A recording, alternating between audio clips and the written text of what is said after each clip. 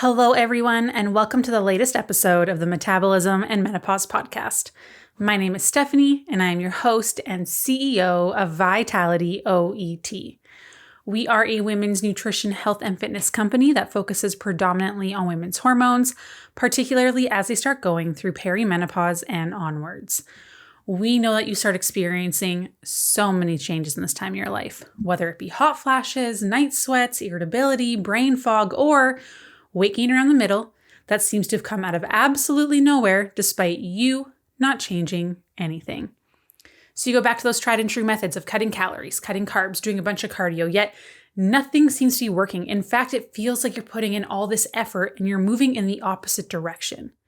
But we know now that your body is inherently different now that you've gone through these hormonal changes.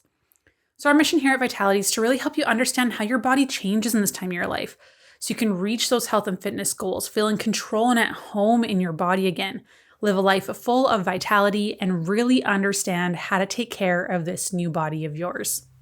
So today, I want to talk about all things craving, binge eating, hormones, because I talk to a lot of women who are like, man, I feel like I'm good.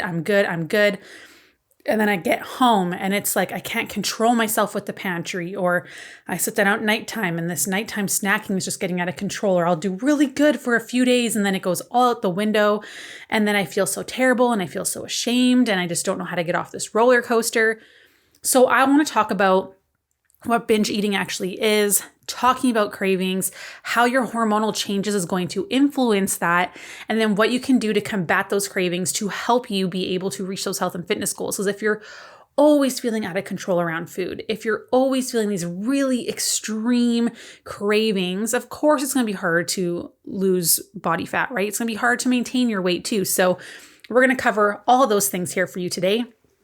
And there's going to be 8 major tips at the end, but it's really important to understand what's actually happening in your body, because that will help you figure out which of those tips is going to help you best. So first of all, I want to talk about binge eating a little bit, because everyone says, oh, I binge on the weekend or I binge in the evening. Binge eating is actually a disorder. It always involves feeling like you're not able to stop eating, or eating much larger quantities than usual amounts of food. Almost everyone's going to overeat on occasion, right? That's going to happen, like having seconds at a family dinner or over holidays, but regularly feeling like you have no control, like it's out of control. You are eating an unusually large amount of food. That can be a symptom of a binge eating disorder. But most of us, what we're talking about is we have these cravings, we give in, we eat more than what we want, right? So people who have a binge eating disorder are usually going to feel embarrassed or ashamed about their eating binges. They'll, try to hide it. They will go through periods of trying to really restrict or severely cut back on eating as a result to compensate for that binge, right? But instead, this can lead to more urges and more eating. And then it's an ongoing cycle of restrict, binge, restrict, binge, restrict, binge. So that's a disordered eating, right? Most of us are talking about like these cravings where it's like you eat more or eat the things that you don't want to, right? So it's not necessarily in the extreme amounts that we see in like actual binge eating disorders, but it is still a struggle, right? So a lot of people use those words interchangeably. So if I talk about binging or say binging, I'm talking about these intense cravings, right? We're not talking about the actual disorder of binge eating. So let's talk about these cravings that we just can't seem to stop, right? That we're always giving into. And there are 2 things that I really, really want to address is 1, the hormonal aspect. And secondly is how most of the times we usually set ourselves up to fail based on how we're eating, what we're eating, our dieting habits, things like that. So let's tackle the hormone side of things first. So there are a few different hormones that are really going to change and influence the whole craving situation as we start going through perimenopause and onwards. So this can be 35 plus, right? Like you can go into perimenopause quite young. So the first one is estrogen. Obviously, we know estrogen levels are going to decline during this time in your life, right? But the thing is that estrogen plays so many important roles in our body. So we need to learn how to set ourselves up for success, as we can't necessarily all of a sudden make more, right? We're going to see that decline, but how do we support it so there's healthy balances between estrogen and other hormones in your body? But also, how do we counteract the negative effects of when estrogen declines? Because estrogen helps regulate our metabolism, so how many calories our body burns at rest. You can imagine if your body is good at burning calories, it's easier to lose weight. As estrogen declines and our body gets worse at burning calories, it's going to be harder to lose weight and harder to maintain weight. We're also going to see that estrogen helps with our insulin sensitivity. So what this means is when estrogen goes down, our body struggles with our blood sugar a lot more, which can then really hinder our weight loss efforts, because when we're struggling with blood sugar spikes and drops, we're going to see cravings. Okay, we're going to see some insulin dysregulation as well. We also know that estrogen plays a very big role in our appetite and satiety signals. So when it goes down, we see this disruption of our natural hunger cues, which is why intuitive eating is not the best first line of defense, because your body isn't actually sending you the right signals because of these hormonal changes. So what we see is like we're either never hungry or we're a lot hungrier, or we give into that craving and it's just not satisfying. Like food just doesn't do it. You end up looking for more things because you're like, oh, that really didn't satisfy me, right? And that is partly due to low estrogen levels. We also know that there's going to be more inflammation when estrogen goes down. Menopause is an inflammatory state, so we have to be very, very proactive in keeping our inflammatory levels lower. However, we know that with blood sugar control, if there's more inflammation, blood sugar control is worse. And there's actually studies that show that if you deal with inflammation first, that helps with your blood sugar regulation so much more than trying to eat a quote unquote low carb diet. Okay, carbohydrates can actually really help with this anti-inflammatory response, believe it or not. So all of those factors that come with the low estrogen levels can obviously make it more challenging for women to lose weight, to maintain their weight, especially during perimenopause and menopause. And then we see that we also struggle to put on muscle mass, which is also an issue because when estrogen goes down, that becomes harder. So we need to be more intentional with our workouts and follow a structure, doing the same workouts for 4 to 6 weeks. So what happens here too is when we're losing muscle mass, if we're not working out and doing the strength training, what we're seeing is a loss of muscle mass, an increase in our body fat percentage, but then also our blood sugar regulation gets worse because muscle helps us stay insulin sensitive. So less muscle equals more insulin resistance. More blood sugar issues, more crashes, more cravings, again, harder to maintain weight. So this is why understanding how estrogen affects our body is so important. HRT isn't an option for everyone, right? And some people don't want to take HRT, or they can't take HRT because of other things going on in their body, or their body reacts really poorly to it. So this is why it's so important to understand how this is changing. Okay. Then we also have high androgens. And this is something I personally struggled with a lot when I was on birth control, when I had my Mirena IUD. It messed me up for a very long time. I got PCOS from that and stress. So the thing with high androgens is we typically think of them as male hormones, right? But we are supposed to have them in small amounts. However, when our androgens get too high, it can lead to insulin resistance, which again is going to affect our blood sugar control and hindering those weight loss efforts that we are working so hard to try and achieve, right? Additionally, those elevated androgen levels can also increase your appetite, making cravings feel hard, like more intense. So you're more likely to overeat, and again, difficult to manage your weight that way as well, right? So the other thing that's important to note, and tie this part up with a bow, is that low progesterone can result in high androgens because progesterone helps keep our androgens in check. So if you have low progesterone or we're going through perimenopause and menopause and progesterone goes down, we have an increased risk of those androgens getting higher.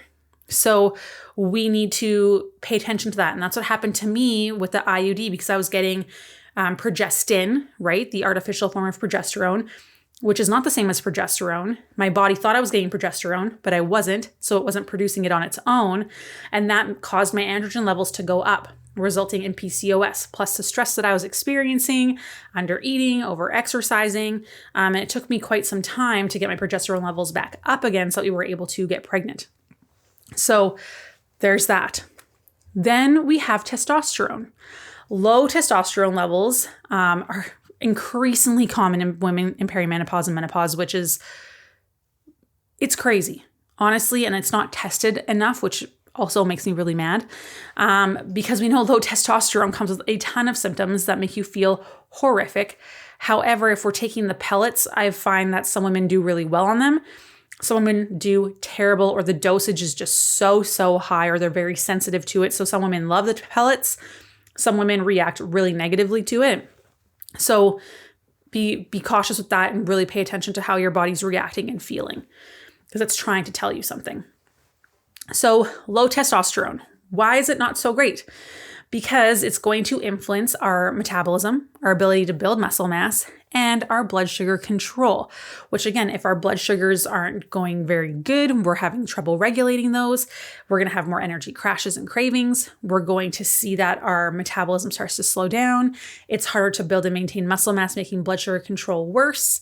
Our body fat percentage will go up, and it's going to make it more challenging for us to lose weight again. And then, of course, my favorite, we're talking about cortisol. Cortisol affects literally everything in our body. It is the hierarchy hormone. It is the puppeteer master that influences everything in our body. Literally everything. Okay, so we know if we have too much cortisol, or if it's too low, or it's too low in the morning and too high at nighttime and the curves aren't right. We want to have it higher in the morning, lower in the afternoon, lowest before bed, because it's easier to fall asleep that way. Melatonin can come up, our sleepy hormone, allowing us to fall asleep and stay asleep better. And then it peaks and wakes us up. So if we're waking up in the middle of the night, typically cortisol spike. So how does cortisol have such a big influence on our body composition?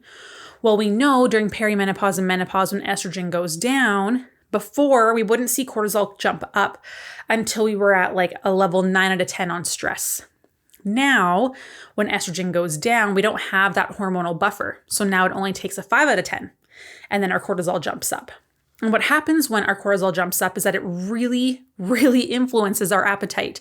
And we're going to have one extreme to the next. We're going to have people who don't feel hungry at all. Yeah, you wake up and you're not hungry, right? You're running on stress hormones. And what's happening is, because you don't have food or you're having coffee on an empty stomach, your body's cortisol levels go up. It breaks down muscle mass for energy, takes it to your liver. Liver turns it to sugar, puts it in your bloodstream. And now you're having energy, but it's breaking down your very precious muscle mass, which is so hard to build during perimenopause and menopause, which is actually going to make you more insulin resistant. And we see this in women all of the time, especially those who do lots of fasting, lots of keto diets. They end up becoming insulin resistant in the long run because their body doesn't know how to handle carbohydrates and enough food, which is not what we want, because then we see negative side effects from undereating as well. So we have people who never feel hungry, or they're always hungry, right? Or you're good, you're go. And then as soon as you sit down, you feel like you fall asleep, you're starving, you have uncontrollable cravings. That is cortisol, right? We're also going to see that if you have more cortisol, that equates to more stress on your body, which also influences you to more likely have emotional eating patterns, okay? Furthermore, we know that we're going to see that high cortisol levels interfere with insulin sensitivity and your glucose regulation, leading to more imbalances in your blood sugar levels and weight gain, particularly in the belly area. Okay, so cortisol is going to play such a huge role here. It's also going to decrease your hormone production even more. So that'll reduce your progesterone more, making it more likely for you to have high androgen levels. It's going to decrease your estrogen more. It is going to decrease your testosterone more, which is going to just make the blood sugar control worse. It's going to make your ability to burn calories worse. It's going to lead to less muscle mass and higher body fat percentage, which is going to lead to more cravings and energy crashes, making it really hard for you to lose weight because these cravings just feel out of control. So what can we do to improve these hormone levels? I will talk about that in a little bit. I want to talk about next about how and what we eat and how that's influencing your ability to manage these cravings. So this is usually the cycle we see. It's something like this. Women obsess over their weight. right? You want to lose weight, you're obsessing over how you look, you want to look a certain way, right? So you obsess and you start restricting. You start cutting out foods, you start cutting out calories, you start fasting a bunch, doing a bunch of exercise, increasing that stress response, right? And then something breaks that cycle where it's just like you restricted so much, and then you finally had those chips you never allow yourself to have, and then you eat the whole bag, and then you're like, screw it, I'm going to have the pizza, I'm going to have the donuts, I'm going to have this, I'm going to have that. And you fall into that all or nothing kind of mindset. And then that cycle repeats because then you feel guilty and you feel ashamed. You start obsessing over the way you look. So you start being over restrictive again. And it just goes over and over and over, right? That probably sounds pretty familiar to a lot of you. So let's talk about some helpful tips to avoid giving into these cravings or what that results in you eating more than you want, right? And there is going to be the psychological side of this, but also the physiological side of this. So like the emotional, mental aspect, and then what's actually happening inside your body from like a hormonal level and how things work, okay? So psychologically, number one, after like a binge or a craving, or, you had way more than you wanted of something, I want you to write down the event. So write these questions down. This is so helpful. This is something I've done with a few of my clients personally who are really struggling with it. And we were able to identify some things that were really surprising as to what was kind of triggering them. So the things that we write down are, what was the thing that you ate that you like overate or you felt bad about eating? What happened leading up to that event? So who were you with prior to this binge or giving into the craving or whatever it might be? Who were you with? Where were you? Were you at work? Was it after work? Was it at home on the couch? Was it in the morning? Was it on the weekend? Was it after drinking? Whatever it was, right? How were you feeling leading up to the binge or the craving or giving into that food? How were you actually feeling? Were you happy? Were you sad? Were you frustrated? Were you grieving? What were you feeling? And these questions are super important to ask, because if we don't know what's leading up to XYZ, we can't change anything. We can't change what we don't know, right? So this is something that was really interesting that I did for myself. And it was like, when I was around certain friends, I tended to overeat in the evenings. I tended to drink more, and I didn't like that person. I didn't feel good afterwards. It led on for a few days where I just feel sluggish and my weight was up and I felt bloated and gross and my digestion was off and all those kinds of things. I also identified that when I am very busy with deadlines, I would tend to undereat, and then that would lead to like a binge or giving into cravings or whatever it might be later on. Or it was just like, I found it was happening when I didn't have anything in my fridge that was prepped. And then that would be when I'd be ordering pizza or whatever it would be. So, but you can't change these patterns until we know why they're happening, right? So we need to do some reflection. And sometimes that can be very painful. That can be really hard. Or it leaves you feeling kind of like, oh, that's so dumb. Like it's one little thing that I could have just fixed. That's not that big of a deal, right? So write down the event, write down those questions, because that can help you so much and give you some insight as to where to kind of look, right? Did you skip breakfast that day? Did you sleep in? Was there stuff at work? Were you with like your kids traveling somewhere? Figure out what it looks like leading up to these events, right? Take inventory of everything. Once you do that, step number 2 is you accept it and you move on. So it happened and it sucks. And I get that you feel ashamed or you feel guilty or you're like, what is wrong with me? There's nothing wrong with you. But we also can't go back and change the thing. So don't dwell on it too much. Let's focus on what we're going to do next. And what we're going to do next is just make better choices. We're not going to make extreme choices because that never works, right? Then we're stuck in that over restriction, we're obsessing, and then we're going to fall back into the thing. We're going to binge, satisfy those cravings in copious amounts, then obsess over how we look and over restrict, and it'll keep going and going and going. So we're not going to make extreme choices. We're just going to make a better next choice. And we're just focusing on making better choices every time we're making a decision. That's literally it. We're not going to over-exercise to compensate. We're not going to restrict our food the next day. We're not going to skip our breakfast. We're not going to swear off of ice cream. Like, that's only going to make that cycle start over again. What we're focusing on is, okay, next meal, I'm going to make sure it's a balanced plate. I'm going to have some protein. I'm going to have some veggies. I'm going to have some carbs.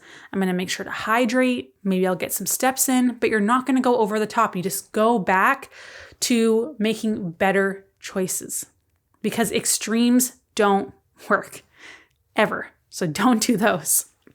So that's more like the psychological side of things. Now let's talk about the physiological stuff. Okay, we need to do a few specific things here. We need to improve our hormone balance. So estrogen to progesterone to testosterone to androgens to cortisol, right? We want all those guys to be in a better balance with each other. Then we want to work on our inflammation, because we know inflammation is going to make blood sugars worse, making it harder to manage those cravings. We're going to have energy crashes, right? And then also helping improve that blood sugar control in general, okay? And we're going to do it through 8 different steps. Step number 1, do not skip meals, okay? This is just another form of restriction. And it is going to make it far more likely that you will binge and give into those cravings. So the next time you are going out for a fancy supper, let's say, still eat your lunch. I know so many people who are like, oh, but I have like this event tonight. I'm going to fast until X amount of time so that I have more calories for later. Do you know how hungry and how stressed your body is going to be? You are going to overeat the things, right? Still have a breakfast with high protein. Still have protein in your lunch. Still have that regular routine, and you can still enjoy your supper or your dinner, right? You just will feel more in control. It doesn't mean that you can't have the stuff. So set yourself up for success by making sure that you are eating regularly. We aren't skipping meals, because that never works good, right? The next one, which kind of goes hand in hand with this, number 2, have breakfast, no coffee on an empty stomach. Okay, so this is the same thing. I talk to so many women who have coffee on an empty stomach. They rush in the morning, they go to work, they may have a few almonds, they have a salad with some chicken, and then they get home after work, or maybe 4 p.m. hits and they hit that energy crash, right? Well, you've been running on stress hormones the whole time. You've had no carbs in your day. Carbohydrates help lower our stress hormones to help balance our blood sugars. And then you're not going to have that energy crash and craving in the afternoon. But so many of us are running on empty for so long that your body just gives up at a certain point. And coffee doesn't give you energy. It just prevents you from feeling tired. So as soon as that caffeine wears off, you're even more tired, because you haven't even actually given your body anything valuable worth of energy, and you've just been breaking down muscle mass for energy instead. We don't want that. And a lot of women, if they have coffee on an empty stomach, it will trigger a spike in their blood sugars. So that's something you need to be aware of. Step number 3, protein. Protein helps so much. We're looking at 0.8 grams per pound of body weight, or typically I max women out around 150. Caveat to that, figure out where you are first. Because if you go from 50 grams of protein a day to 120, I promise you will not poop for 4 days. You will feel terrible. You will feel bloated. So the key is to increase slowly by like 15 grams a week. Baby steps. Okay, we're doing things slowly, and protein is coming from whole food sources. So why the protein? Protein is the most filling macronutrient. It will keep you full for longer.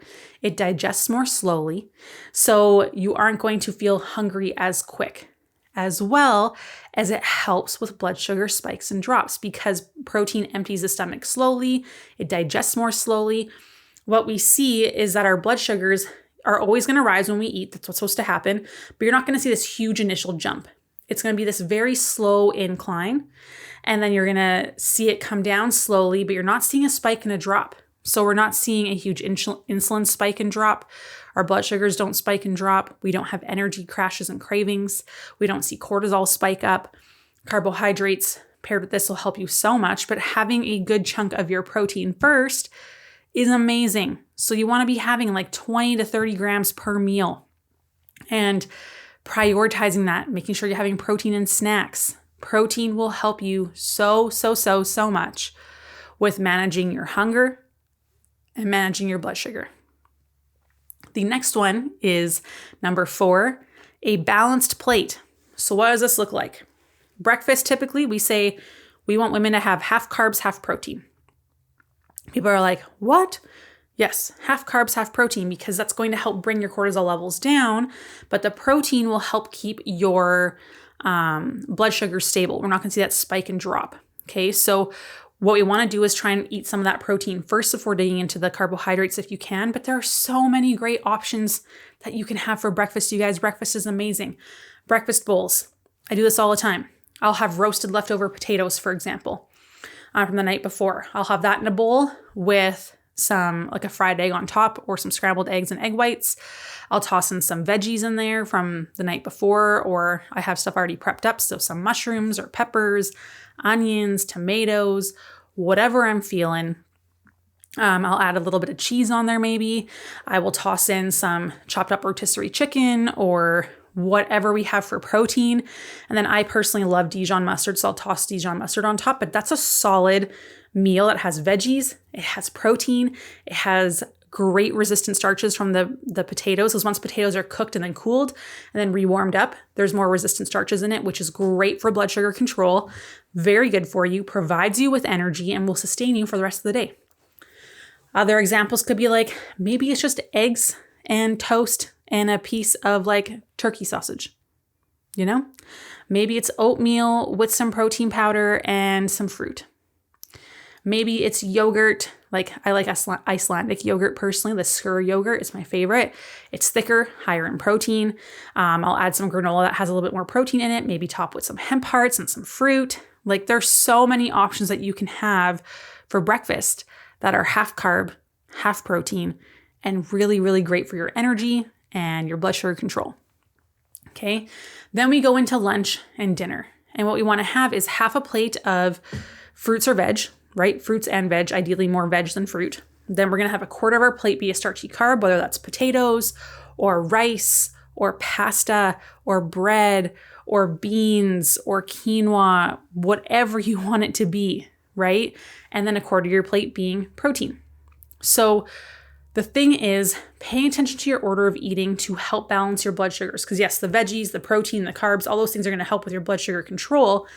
But the order of eating matters so much, like so much. So if you can have part of your veggies and part of your protein first before digging into your carbs, you're set. So let's say you're having a sandwich.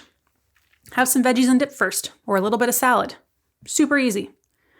If you're going to have pasta, have a salad or, have a big piece of chicken and eat part of your chicken first before digging into your pasta. Super simple. Same thing for your snacks. You want to make sure that you are never having carbs on their own. So this is where maybe you're having a string cheese and a turkey pepperoni stick and then having your apple. Or maybe you're having your apple with some peanut butter. Maybe you are having veggies and hummus and then having an Oreo. I don't know, right? Your snacks. Make sure that you are having some veggies or protein and fat before dipping into your carbs, even at your snacks. So don't have just fruit on its own. Dip some grapes in some yogurt, like there's so many options that you have here. So that will help with your blood sugar control, which will also help with inflammation.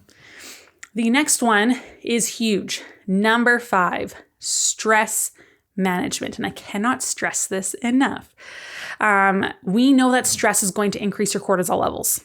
When cortisol is high, we tend to gravitate towards those really tasty, highly palatable, highly processed carbohydrate meals, right? So we're thinking about the chocolates, the chips, the ice cream, right? Those kinds of things. We're not thinking about having roasted veggies and potatoes, right? We want the sweet things. So we tend to not make the best choices when we are in that stress state. So too much cortisol long-term is going to influence your metabolism, not in a great way. It's going to break down your muscle mass. It's going to lower your sex hormone production. It's going to increase your blood sugar issues, slow down your thyroid function, which is going to slow down your metabolism. So your body sucks at burning calories even more. We're going to see more bloating, more constipation, more gut health issues, more leaky gut, more food sensitivities. We're going to see our liver struggles to detox. So we're going to have more toxins and inflammation in our body that way. So we need to manage our stress. And this doesn't mean that we remove stress from our life completely, because that's not realistic, right? We can't do that. However, there are a lot of things that we can do. So this is making sure we're eating enough food. We're not skipping meals. We're not fasting and having coffee on an empty stomach. We are doing the proper kinds of resistance training with long rest periods, 2 to 3 minute breaks in between your sets. We're lifting heavier. We're prioritizing our sleep and going to bed earlier. We are taking time out of our day to slow down, doing something that's self-care, whether that's coloring in a coloring book for 5 minutes, or knitting or crocheting, or sitting outside with a cup of tea with our feet in the grass. Whatever that looks like for you, that slows down your heart rate, slows down your breathing, fills up your cup, and allows you to rest, because we are so stuck in fight or flight that's completely destroying our bodies.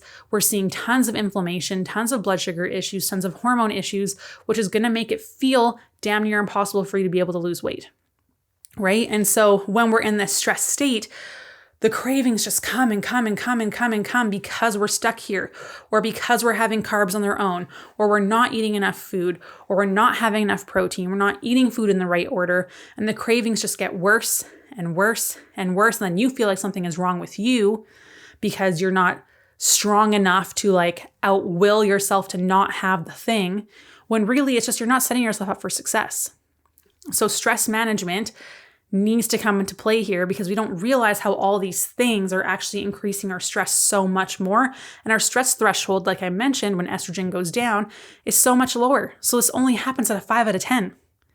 So you might feel like you were doing fine, and now all of a sudden you change nothing and these cravings are worse and you can't lose weight. Internally, things have changed. So you're going to have cravings a lot more easily. So we need to set you up for success to combat that. Number 6 is drinking water. Believe it or not, of course, our body is going to work much more efficiently when we are hydrated. We can think more clearly, believe it or not. Half the time when we think we're hungry, we're actually really just thirsty. Ideally, when it comes to water, we want to take our body weight in pounds, divide it by 2. That's how many ounces you want to have in a day. So if you're, let's say, 140 pounds, that'd be 70 ounces of water a day. Very easy math. Okay. The one thing I do want to say about drinking water, avoid water at meal times, as it can dilute your stomach acid, making it harder to digest food. So you see more bloating and more digestion issues, especially if there's lots of gurgling in your stomach after you eat. Typically you had too much fluid. So avoid water 15 minutes before and after and during meals. The other thing too with water is it'll speed up how quickly your stomach empties, which can lead to blood sugar spikes and drops as well, which you want to avoid. Otherwise, you'll end up with cravings. I always like to tell this story that when I was in university and grad school, I'm pretty sure it was attached to Beachbody, but I'm not sure. But it was B2 mindset. And one of the rules was drink a full glass of water right before your meal, because then you eat less because your stomach is full. But then your stomach would empty more quickly. I would find that I was bloating a lot more, and then I would be hungry sooner, and I'd have these cravings. And it's because my blood sugar would spike and drop because everything came out of my stomach so quickly from that water. So important to note on that too. Number 7, sleep and recovery.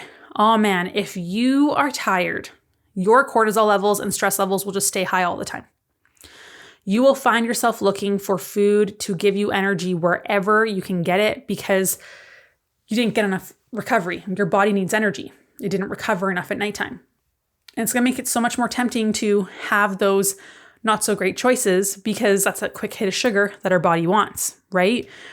And I don't know about you, but when I'm tired, the kind of sugar I want is the carbohydrates I want come from chocolate and candies and things like that, as opposed to, having whole grain toast with eggs in the morning. I'm like, give me waffles, give me pancakes, all the syrup, all the whipped cream, right? That's not great for you. And there's actually a study that was shown recently. I wish I would have quoted, I would have had it pulled up here. Maybe I'll put it in the show notes for you. But it was a study done on women. And there was a group of women who were all in a calorie deficit. And the only difference was one group was getting 5.5 hours of sleep, and the other one was getting 7.5 or 8. I can't remember exactly. Anyways, exact same workouts, exact same nutrition. And the group that was getting less sleep was having higher hunger hormones, so appetite was higher. They also had less fat loss, and they actually lost a lot of muscle because their body was so stressed out from not sleeping. So I actually tested this on myself with my Fitbit back when I had it. And if I didn't get at least 6.5 hours of sleep, I would eat on average 300 to 500 calories more a day compared to when I was getting 7.5 or more. So it was very interesting to see how that is now like what's coming out in studies now is something I observed in myself a long time ago. So sleep and recovery really, really matter. So this is where sometimes waking up super early for that workout might actually work against you, right? We need to make sure that you actually have the energy and the support. And then once you're feeling good, then we can go back to those early morning workouts. Because what ends up happening is you're busting your butt at 5 o'clock in the morning. It doesn't look like you work out at all because you're in this state of losing more muscle mass. You're not losing very much fat mass. You're exhausted. You have these hormonal symptoms. You're having energy crashes in the afternoon. You're having cravings. It's not setting you up for success. So this is something that is going to help you with your inflammation, your cortisol levels, your hormone levels, your blood sugar control, making it easier for you to lose weight and also not experience those cravings anymore. And then number 8 is whole foods. And this is something that I really, really want to push on people. I've been doing some comparisons on my social media and in emails, comparing different brands of food. So like low carb things or different health foods compared to like the generic normal brand that we have had for years and comparing the two. And it's been very interesting seeing how, these low carb tortillas or these keto wraps or the carbonate breads, it says that it has 80 calories per slice or whatever it is, or 2 slices. But when you actually do the math on the macros, it's actually 180 grams, which is a huge difference. 100 calories a day difference. In a week, that's 700 calories. That's enough to pull you out of your deficit, right? Lots of man-made like fiber and stuff like that. There is a lot of sugar alcohols. There are foods, there are ingredients that I don't even know what they are. And the ingredient list is much longer. And when we're focusing on more whole foods, so just eating like a regular whole grain bread, for example, you find that you're going to be full for longer. You have natural fibers. You'll have less inflammation and bloating, less cravings. It digests more slowly. Because a lot of these like health foods that we're utilizing, these like protein cookies and protein bars and the powders and all these things, and we're super reliant on them, we do see a lot of inflammation in people. It is wild how much when we limit how many people can have. It's like, hey, we're only going to do 3 protein bars a day. We're not doing 1 or 2 a day anymore. We're just doing 3 in a week. And it's crazy how bloating and inflammation gets better. And then they're not having these cravings anymore. And they're not uncomfortable. And their bowel movements are regular. And we're not having these crashes and cravings. So having more whole foods will keep you full longer, provide you with more macro micronutrients, decrease your inflammation, improve your cravings and your blood sugar regulation. And all of that in turn is going to help with your cortisol levels, your hormone levels, and being able to help you lose weight and actually put on muscle mass as well. Then there's 3 other little tips that I want to cover here as well. 1, you should be eating foods that you like, okay? If you are not satisfied with the food choices, you will just go looking for something else. Everything is just in moderation. So if you want chocolate, don't completely deprive yourself. Just make sure you have it right after a meal so it doesn't do anything for your blood sugars, right? After a balanced meal. Maybe you're doing that and going for a walk so that sugar is getting like absorbed regularly in your bloodstream, so we're not seeing that blood sugar spike and drop. You're using it during activity. There are lots of ways to do this. We've done this with women in our program where chips was the Achilles heel. So we actually asked them to have 3 mini individual bags of chips a week. And all of a sudden now she doesn't have cravings. She doesn't have them all the time anymore because they're not taboo. She knows that she can have them and it's okay. And it set it up for her to be successful, and she's not feeling she's on this hamster wheel of restrict, binge, restrict, binge. The next one is keep temptation out of sight. This one is a big one for me. I'm a lazy person in general. Okay. Yes, I work very hard and I love my job. But when it comes to other parts of my life, I am inherently lazy. And if I have to go and drive myself to a store to go get something, that is enough of a deterrent that I'm not going to do it. So I put my chocolate in the freezer, for example, so I don't see it, or it just takes me a lot longer to eat because I got to wait for it to defrost, right? I put things on the top shelf. I'm short. I can't reach the top of the pantry. So if I toss something up there, it requires me going to the table and grabbing a chair and bringing it to the pantry and hopping in there and reaching up. For me, I'm like, not worth it. Like that's how lazy I am. So putting things out of sight is very helpful for me, and having like better choices at eye level or prepped in my fridge already is better. So for example, if I have carrots and they're already chopped up in the fridge, far more likely to snack on those. If there's like a full carrot that I have to like peel and cut, I'm not eating it. It's going to rot and we're going to end up giving it to Wilbur and Pooh, our pigs. It's not going to happen. So having better choices more readily available and present and visible, and making the choices that you don't want either not in the house or out of sight or hidden is very helpful. Because sometimes I forget that we even have stuff. We were cleaning out our freezer when we were doing baby meal prep stuff, and we found individual Reese's cups that were in the very bottom of our freezer that Taylor had got me for like Valentine's Day, or they were in my stocking for Christmas. I can't remember which one. But anyways, when I'm recording this, it's the end of July. So like it took me 7 months to find them. So, I didn't think of them, right? So out of sight, out of mind. And the last one that has helped me a lot is keeping your hands busy. So this is very helpful in the evenings in particular. So, try doing things with your hands when you're watching TVs. For a lot of us, watching TV tends to be when we're having lots of snacks, right? So I personally like drinking like hot tea or hot beverages because it slows me down. I can't chug a cup of tea, right? Like that doesn't work well, but then I'm less likely to snack, and I'm also hydrating myself, which is great. I'll have like a chamomile tea, which will also help me sleep, which is amazing. Or, having a coloring book while you're watching TV, or maybe you're crocheting or knitting or things like that. So little things to keep you busy that can actually be really helpful. Maybe it's making a puzzle, whatever it is, that will help you be less likely to snack. And like, if you want the snack, like do something in between to like break the trigger to the action. So the trigger of whatever it is that's going to make you eat the thing. Set a timer for 15 minutes. And then if you still want it after 15 minutes, then okay, have the thing, but make it more balanced. So, okay, I'm going to have Oreos. How can I make my plate balanced? So maybe I'll have some grapes on there and a little bit of yogurt, or maybe some veggies and hummus. And then I'll have the Oreos or whatever it might be. So figuring out just how to make that meal a little bit more balanced so you're not having that blood sugar spike and drop. Again, opting for more non-processed foods if you can to help with inflammation as best as you can. But I just want to go over, quickly summarize all of those things for you. So 4 hormones that really influence cravings during perimenopause and menopause are going to be low estrogen, high androgens, low testosterone, and then dysregulated cortisol levels. So we need to focus on improving that to help you with your cravings.